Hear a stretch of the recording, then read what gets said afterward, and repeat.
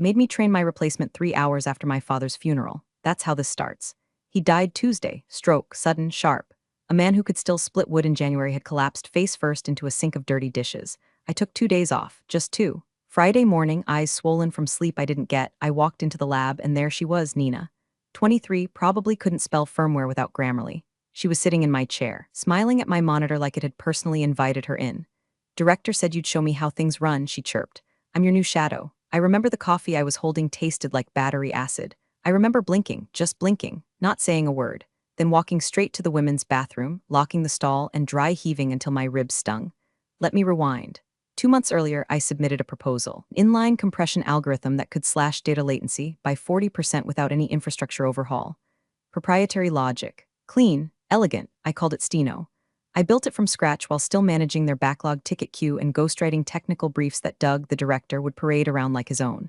When I asked for a raise to compensate for the hours, the IP, the actual revenue it would generate, he laughed, said, "You should be thankful you're employed." I was. So thankful I went home that night, logged into a VPN and registered the domain stenoavo. I didn't sleep. I stripped my code from every company server, obfuscated, obscured, reseeded it into a sandbox that only I could access. I filed provisional patent paperwork the same weekend my cousin got married. Didn't RSVP. I was too busy surgically removing every fingerprint that tied Steno to their system. They didn't notice. Because Doug was too busy prepping for some investor dog and pony show. Because HR was too busy pretending burnout was a vibes issue and not the result of making one engineer do four people's jobs. Because no one actually read the lines of code I buried like diamonds in concrete. Now back to Nina. She was nice.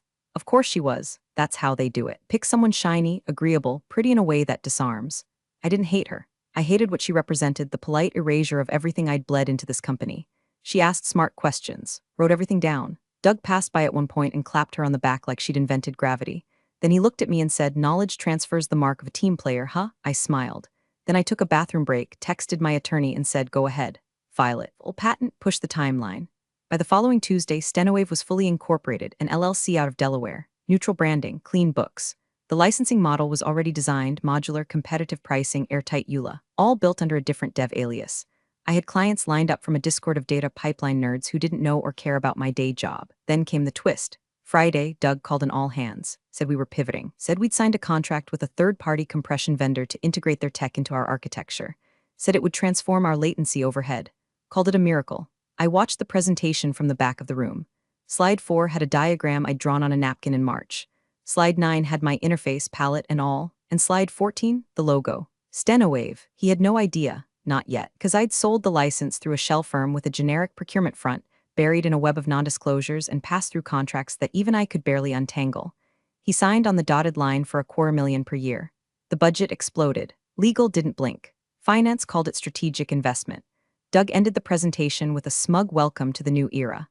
I nodded, smiled, walked out of the room, and opened the email from my lawyer confirming the final patent filing, under my full name, first and last, bold, right at the top. He was going to see it, soon. Doug saw my name the following Wednesday. It was 3:17 p.m.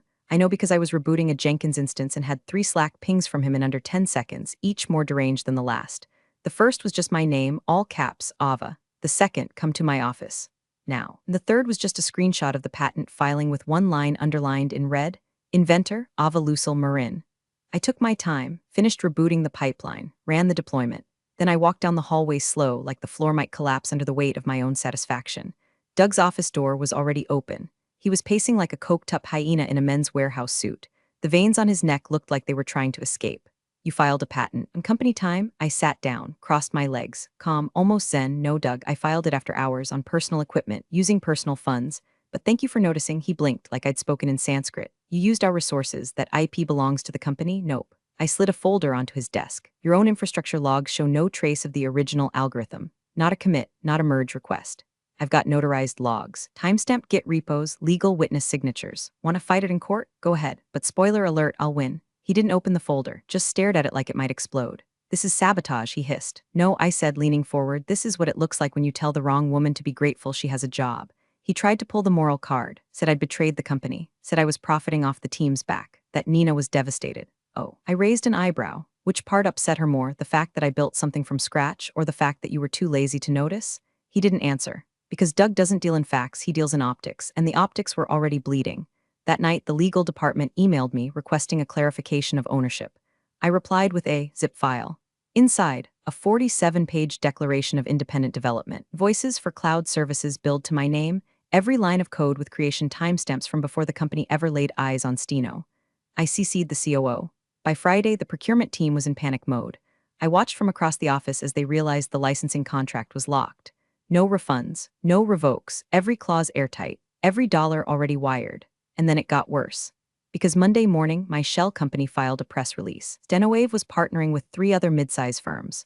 Competitors, direct ones. Each contract pre-negotiated. Each license fee slightly discounted for early adoption. And suddenly Doug's miracle product wasn't so exclusive anymore. He called me again. This time I let it ring out because I wasn't just playing defense anymore. I had leverage, and he hadn't even seen the real trap yet. Doug started showing up earlier. That's how I knew he was scared. This is the man who used to roll in at 10:30 with oat milk lattes and that smug, post-yoga glow, like the universe owed him market share. Now he was here at 7:45, hair unwashed, shirt misbuttoned, trying to outpace a disaster that had already eaten his ankles. And it wasn't just him. Suddenly, the finance VP just happened to swing by my desk. HR wanted to touch base. Legal sent me a calendar invite with a subject line so vague it felt like a phishing scam.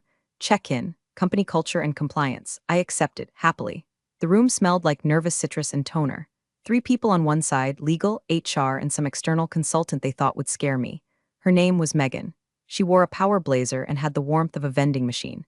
We've reviewed the timeline of events, she began, eyes darting over her notes like she didn't want to actually see them, and we're wondering if you'd be open to, let's say, redefining the nature of the Stenowave contract. I nodded, sure, they exhaled. Great, so $5 million flat buyout, I said. No licensing, no terms, just one check and I walk. The silence was so pure it felt holy. Legal blinked like he'd just been tasered. HR tried to recover with that corporate empathy voice, Ava, really hoping to avoid litigation and keep this collaborative. Oh, I'm being collaborative, I said.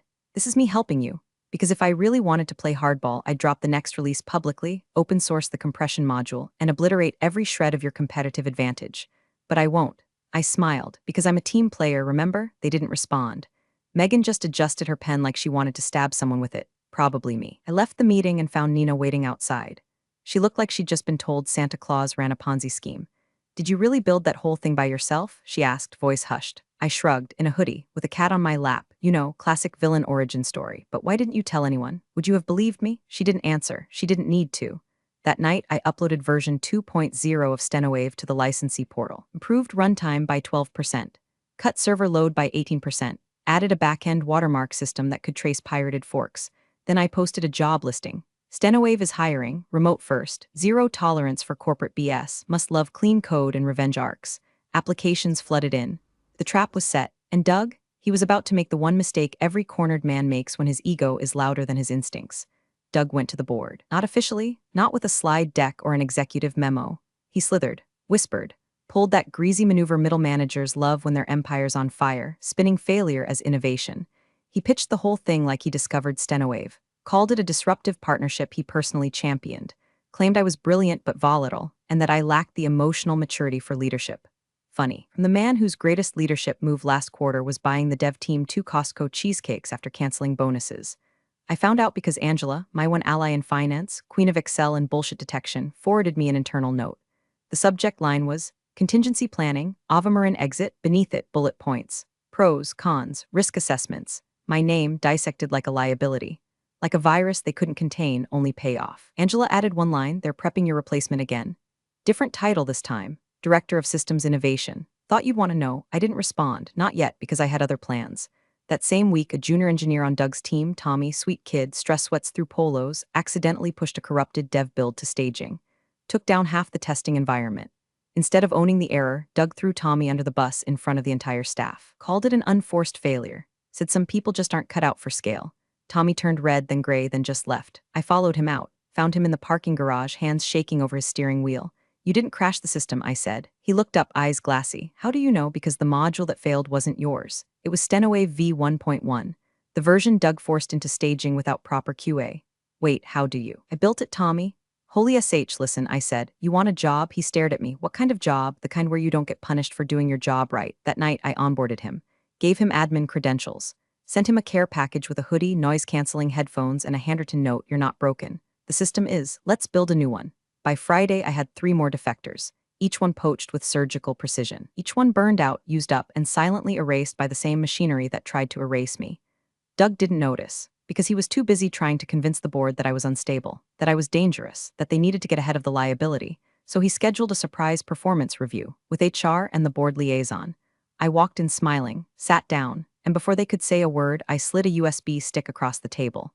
Doug blinked. "What is this? Your resignation letter," I said. "Excuse me?" "Open it." He did. It was a document, formatted in company letterhead, dated, signed, with detailed notes about falsified contributions to Stenowave, misallocation of R&D funds, and breach of contract protocols. All traced, all time-stamped, all cross-referenced against metadata I'd archived from his own presentations. "You forged your involvement, Doug," I said. HR gasped. Board liaison went pale. And I added, "You authorized a license spend you didn't vet on technology you claim to have helped create without disclosing any conflict of interest." He stammered. This is blackmail." "No, Doug, this is a choice." I leaned in. "Take early retirement. Blame burnout, save face, or I go public with everything." Silence. Then the liaison spoke. "What's your timeline on disclosure?" I smiled. 4 hours. Doug didn't walk out of that room. He evaporated, and when the company newsletter announced his departure, it used his own words. "Some people just aren't cut out for scale." I framed it, hung it above my new desk, because I wasn't done yet, not even close. 3 days after Doug resigned, I got flowers. Not from him, obviously. His exit was so sudden, security had to fish his credentials out of the 4th-floor trash can and escort him off-site while he screamed about intellectual tyranny. No, these were from the board. A vase of orchids, white, sterile, like they'd Googled "congratulations for not suing us" and picked the first premium option. The card read, "Thank you for your continued innovation. Let's build something extraordinary together." Executive leadership. I left them on the receptionist's desk without a word, because by then I already knew the next move. Knew they weren't done. Knew the moment they couldn't control me with flattery or silence. I'd try something quieter, slicker, the kind of corporate warfare that doesn't come with screaming matches but with process realignment initiatives. And sure enough, Monday morning, the COO summoned me for vision sync. Her tone was all ice-dipped honey. She wore a blazer the color of wet concrete and didn't blink enough for mammal. "Ava," she purred, "you've clearly proven yourself. We want to empower your genius. Build a sandbox for your next ideas. We're creating a new position for you, executive technologist at large." I almost laughed. At large? What was I, a stray raccoon? "Let me guess," I said. "No direct reports, no budget authority, no seat at the table, just enough optics to make it look like you promoted me without actually giving me leverage?" She blinked once. Slowly. "We want you focused on what you do best. Creating." "Funny," I said. "What I do best is building empires, not feeding them." There it was, the first micro-flinch. "We assumed you'd welcome this opportunity," she replied, cool tightening in her throat. "Assumptions are expensive," I said, "and I've built a business on underestimations like yours," and I left. By Thursday, I had moved my official desk to a co-working space downtown, a converted library, sunlight, quiet, no motivational posters with mountain peaks and dead-eyed taglines. Stenowave wasn't just growing, it was blooming. 14 companies had licensed the V2 module. 2 VCs had reached out. I turned them both down. I wasn't building a startup to chase Series B crumbs, I was building a lever, and I planned to use it. The last straw came that Friday. Angela, still deep inside the finance engine room, forwarded me a confidential strategy doc labeled Q4 Talent Optimization. Bullet point underlined in red, long-term reduction of license dependency, reverse engineer compression module in-house. ETA 6 to 9 months, so that was the game now. They were going to gut my invention, rebuild it from stolen pieces, phase out Stenowave like a bad habit and call it cost savings.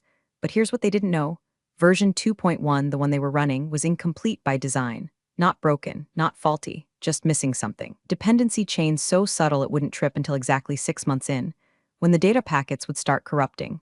Slowly, intermittently, ghost errors, inconsistencies they couldn't trace, and when they'd try to fix it, they'd see the signature, my signature, a line of obfuscated code that would ping a remote server. Mine, with one alert, unauthorized reconstruction detected, license violation logged, because you don't build a cathedral and let the termites steal the blueprints. I sat back in my new chair, coffee in hand, sunlight on my face, and hit enter. The final release, version 3.0, immutable, protected, untouchable, and already bought by their competitor. The fuse was lit. Now I just had to watch. The first fire broke out 42 days later. Literally, one of their data centers in Utah suffered a thermal cascade because the patch they deployed, meant to stabilize packet flow, had bypassed the latency buffers I designed. Result? Memory stack overflow.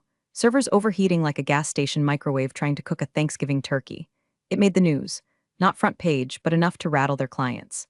I watched from my glass desk in the library co-working space, sipping jasmine tea while CNN ran a B-roll of smoke and confused engineers in hard hats. No one outside the company knew it was software-induced.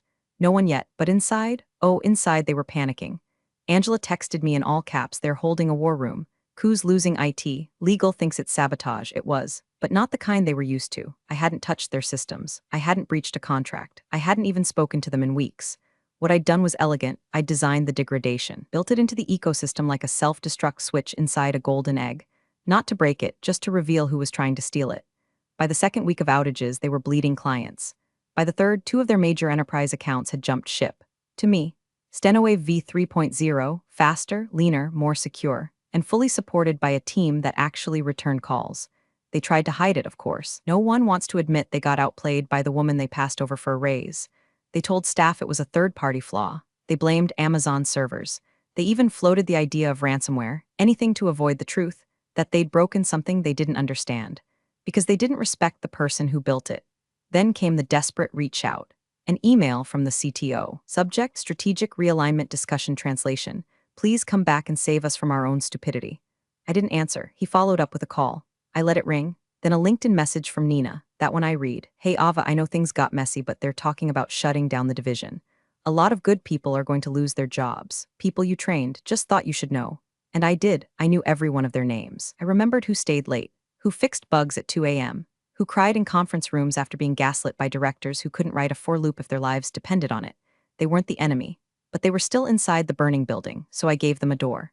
I posted a message on StenoWave's internal portal. Former company name employees get priority interview slots. Your dignity is more valuable than your NDA. In 72 hours, I received 31 applications.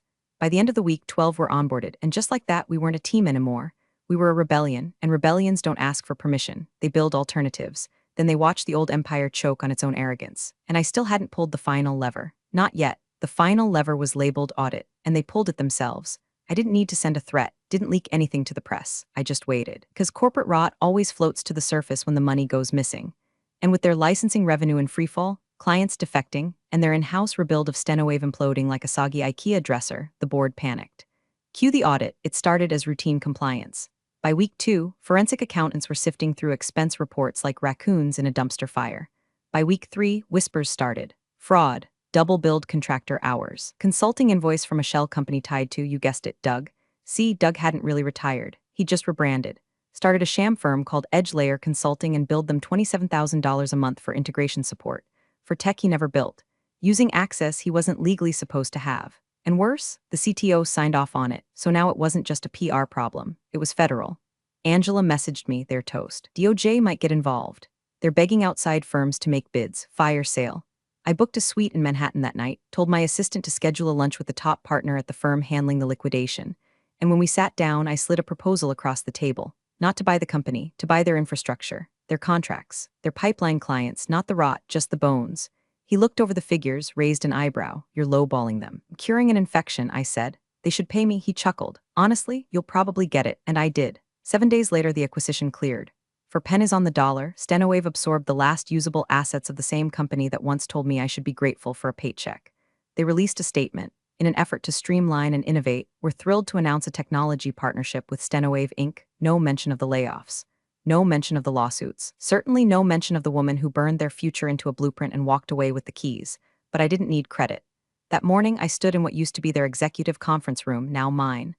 I stared out over the skyline, the windows still bearing the ghost imprint of that stupid motivational vinyl. Success is a team sport. I sipped my espresso, then turned. The team was waiting. 32 engineers, 17 from the old company, 15 new hires from everywhere else corporate forgot to look. I looked them in the eye and said, let's build something no one can take from us. And they smiled like they already knew, we already had. 6 months later, I stood backstage at a tech conference in Berlin, wearing a midnight blazer and a smirk I didn't bother to hide. The screens were pulsing with the StenoWave logo. The main hall was packed, investors, press, competitors trying not to look like they cared. In front row, wearing borrowed smugness and borrowed suits, sat 2 execs from the new board of my former employer. I walked on stage to polite applause and a sea of people who didn't yet realize they were about to witness a funeral dressed as a product launch. Thank you, I said. Today, we're not just announcing a release. We're announcing the death of gatekeeping. Cue the lights, cue the demo. Version 4.0, real-time adaptive compression. Military-grade encryption baked in. Energy efficient. Self-healing. No bloat, no fluff, no room for corporate parasites to sink their teeth into. Open source, not a chance. This was built to be bulletproof. The crowd erupted, standing ovation, flashbulbs. I saw one of the execs whisper to the other, probably something desperate like, "Can we still license this?" Spoiler, no.